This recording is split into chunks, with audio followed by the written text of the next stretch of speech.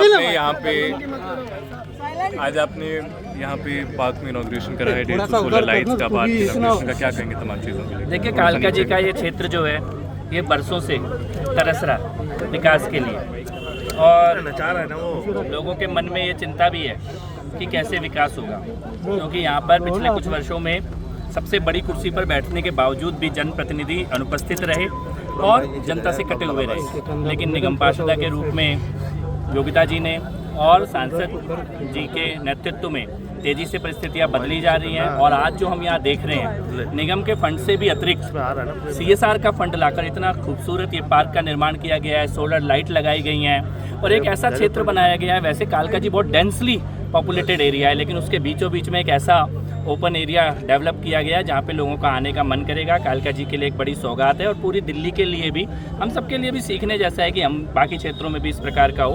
मैं पुनः योगिता जी को, सांसद जी को बहुत बहुत बधाई देता हूँ, और दिल्ली बदलती हुई दिल्ली का एक पहचान ये पार्क भी है। कपिल मिश्रा जी कांवड़ यात्रा शुरू होने वाले हैं, कई स्टेटों में जो मांस और शराब की दुकानें बंद करने की बात हो रही है, यहाँ भी मांग की गई है, क्या ऐसी योजना दिल्ली से? मांग की तो दिल्ली में ज़रूरत ही नहीं है, कांवड़ यात्राओं में बंद ही रहेगा, और ये निर्णय है।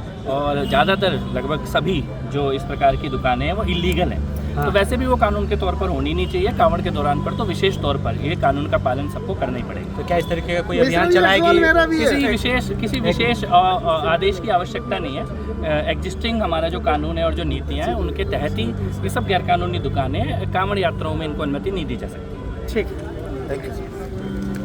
नदी के सबसे छोटे पायदान पे बैठकर भी सबसे बड़े बड़े कामों को अंजाम देने का काम करें।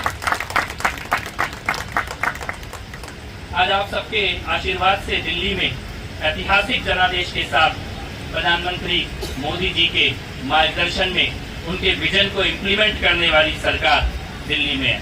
और मैं ये बात आपको बताना चाहता हूँ, ऑन रिकॉर्ड ये बात कहना चाहता हूँ कि पिछले लगभग 120 दिनों में दिल्ली की आपकी चुनी हुई सरकार ने जितने काम किए हैं, दिल्ली के मुख्यमंत्री का दफ्तर पिछले 120 दिनों में जितनी देर खुला है, जितने दिन खुला है, पिछले 10 सालों में टोटल मिला के उतने दिन नहीं खुला था।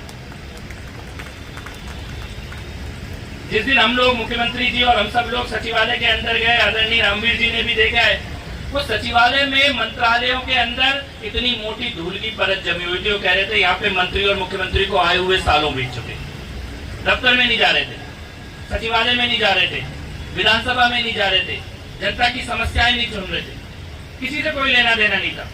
आज जब हमारी मीटिंग होती है हम देखते हैं कि 4-4 साल से पानी के काम नहीं हुए, सीवर के काम नहीं हुए, सड़कों में पेंट नहीं हुआ, फुटपाथ की रिपेयर नहीं हुई 4-4 साल से, 5-5 साल से कोई एक ऐसा काम नहीं है। ऐसा लग रहा था दिल्ली कहीं जाके रुक गई है, थम गई है, और सरकार नाम की कोई व्यवस्था दिल्ली में नहीं है।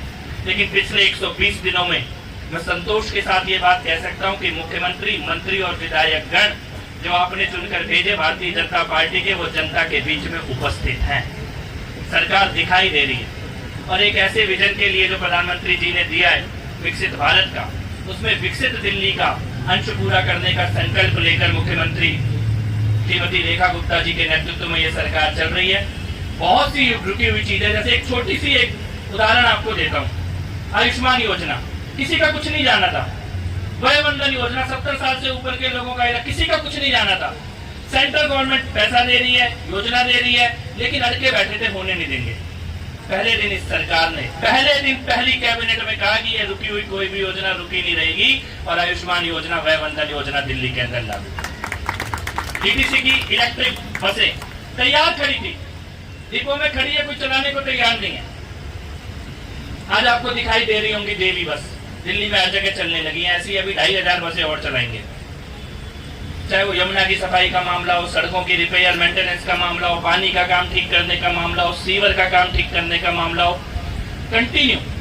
और मैं ये कहना चाहता हूँ कि 10 साल का रुका हुआ काम है, ठीक करते करते ठीक होगा, लेकिन ठीक करने की नीयत वाले लोग कुर्सी पर आकर बैठे हैं, ये बहुत बड़ी बात है। और सीधी मॉनिटरिंग देश के यशस्वी प्रधानमंत्री और आदरणीय गृह मंत्री जी के द्वारा की जा रही है। रामवीर सिंह जी उन चीजों को देखते ही हैं। तो पुनः बहुत बहुत बधाई आप सभी को एक अच्छी सरकार चुनने के लिए। नगर निगम में ऐसा जनप्रतिनिधि चुनने के लिए जिसका काम दूर से चमक रहा है, रात को भी सोलर लाइट की तरह योगिता सिंह जी का काम चमक रहा है। बहुत बहुत मैं बधाई देना चाहता हूँ। और इसी प्रकार आपका वार्ड, आपका क्षेत्र, हमारा ये राज्य इसी प्रकार आगे बढ़ता रहे और सुंदर होता रहे, सरल होता रहे, जनता के लिए सहज होता रहे, सरकार की उपस्थिति, जनप्रतिनिधियों की उपस्थिति इसी प्रकार सुनिश्चित होती रहे और हम सब मिलकर मोदी जी के सपनों की राजधानी का निर्माण करें। बहुत बहुत बधाई पुणे आप सभी को। जय श्री राम। आपके सहयोग के लिए बहुत बहुत धन्यवाद। बहुत आभार। सबसे पहले तो मैं थोड़ा विलंब से आया हूँ, इसके लिए क्षमा प्रार्थी हूँ और आभारी हूँ आपकी माननीय पार्षदा महोदया का, जो कि इस वक्त अध्यक्ष भी है मध्य क्षेत्र दिल्ली नगर निगम की, भारतीय जनता पार्टी की प्रदेश की उपाध्यक्षा भी हैं, माता चकेरी देवी फाउंडेशन की अध्यक्षा भी हैं और मुझे लगता है कि शायद दिल्ली में सबसे सक्रिय नेताओं में से एक योगिता सिंह जी का जोरदार तालियों से स्वागत और अभिनंदन होना चाहिए। बहुत बहुत आभार योगिता जी, आपने इस कार्यक्रम में मुझे बुलाया और आर्थिक से लेकर यहाँ तक आते आते जो आपकी डायनामिक लीडरशिप है उसकी पहचान एक एक दीवार पे अंकित होकर दिखाई दे रही है। बहुत अभिनंदन आपको। और हमारे बीच में हम सबके वरिष्ठ, शायद दिल्ली की और देश की राजनीति में भी शायद इतना लंबा अनुभव, समाज की, क्षेत्र की, प्रदेश की मुद्दों की इतनी गहरी समझ और सजगता के साथ एक एक मुद्दे को सुलझाना, संसद के अंदर बोलने की बात हो या क्षेत्र में निवासियों से संपर्क की बात हो, संगठन की बात हो, मुद्दों की बात हो, जटिल से जटिल अगर कोई समस्या आती है तो मुझे लगता है कि भाजपा का भी पूरा नेतृत्व भी और प्रशासन भी एक दरवाजे पे अगर जाता है समझने के लिए, समाधान के लिए, तो वो हमारे आदरणीय सांसद श्री रामवीर सिंह जी का दरवाजा है। हम सब बहुत सौभाग्यशाली हैं कि हमको आपका नेतृत्व मिलता है, आपके नेतृत्व में काम करने का मौका मिलता है। बहुत बहुत आभार।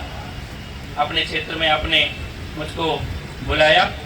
इसके साथ साथ श्री शाश्वत सौरभ जी भी हैं, हमारे डीसी, माया बिष्ट जी हमारी जिला अध्यक्षा, विनीता नवल जी मंडल अध्यक्षा और हमारे प्रवक्ता, हमारे मंडल के सभी पदाधिकारीगण, मोर्चे के पदाधिकारीगण, सभी लोग जो यहाँ पर उपस्थित हैं, उन सबका बहुत बहुत आभार, बहुत बहुत अभिनंदन।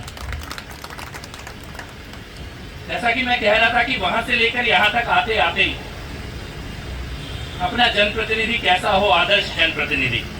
एक तो होता है कि हमारा मैंडेट है, कर्तव्य है, नगर निगम का काम है, नगर निगम का पैसा है, उसको लगाना है, जनता का काम करना है। और एक है कि कर्तव्य की सीमा से भी परे जाकर ये सुनिश्चित करना कि मैं अपने क्षेत्र में और क्या विकास कर पाऊं। नगर निगम के पैसे से पार्किंग बन गई, लेकिन पार्किंग के ऊपर ये खाली पड़ा है। नगर निगम शायद इतना फंड दे ना पाए, तो कहीं से भी जाऊं देश में, दुनिया में, संस्थाओं के पास जाएं, कॉर्पोरेट के पास जाएं, लेकिन कुछ ऐसी छाप छोड़ के जाएं कि पूरा क्षेत्र उसको याद रखे। ये एक एक दीवार पे वो छाप अंकित है।